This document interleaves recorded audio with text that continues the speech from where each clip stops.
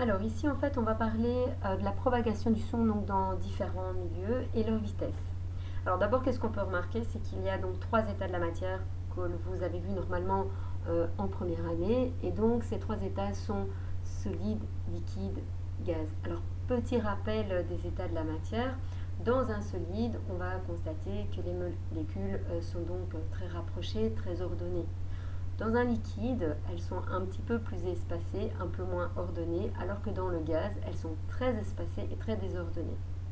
En fait, qu'est-ce qui va se passer, c'est que cet agencement des différentes molécules dans les différents états vont réellement influencer la vitesse de propagation des ondes sonores, donc du son.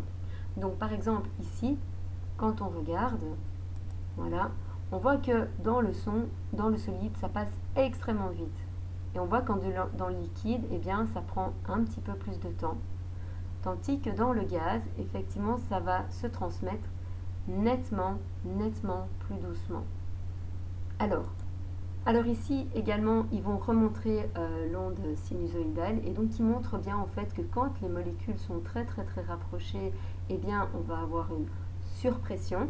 Là on est à l'équilibre, et là on va également avoir une dépression. C'est-à-dire que les molécules sont très espacées.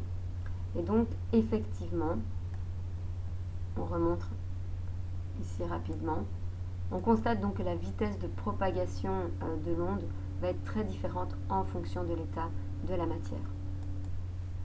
Donc lorsqu'il faut classer la vitesse du son dans les états de la matière du plus lent au plus rapide, eh bien on a bien vu que dans le gaz, effectivement, eh bien ça allait beaucoup plus doucement, parce qu'effectivement, le temps que l'énergie arrive aux molécules suivantes, eh bien effectivement, il y a une distance à parcourir qui est plus importante. Donc comme la distance à parcourir est plus grande, le temps également, et donc effectivement la vitesse va être plus petite. Et donc effectivement dans le gaz c'est le plus lent, puis ensuite on a le liquide, et dans le solide c'est là où la vitesse est la plus rapide.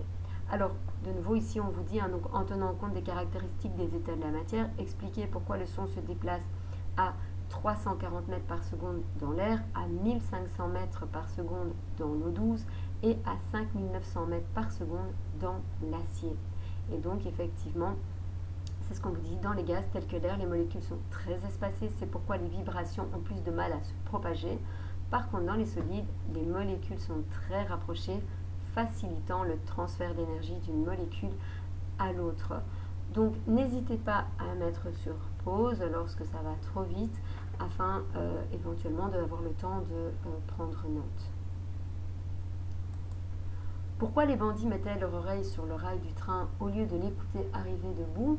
Eh bien, en fait, ceci est dû effectivement à la vitesse de propagation du son.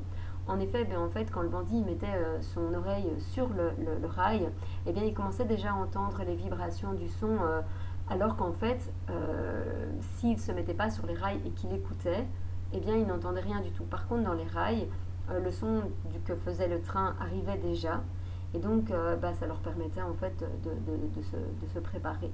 Et donc c'est ce qu'on vous dit, comme le son est beaucoup plus rapide dans un solide, il était possible d'entendre plus rapidement le train via les rails plutôt que dans l'air qui transmet le son moins rapidement.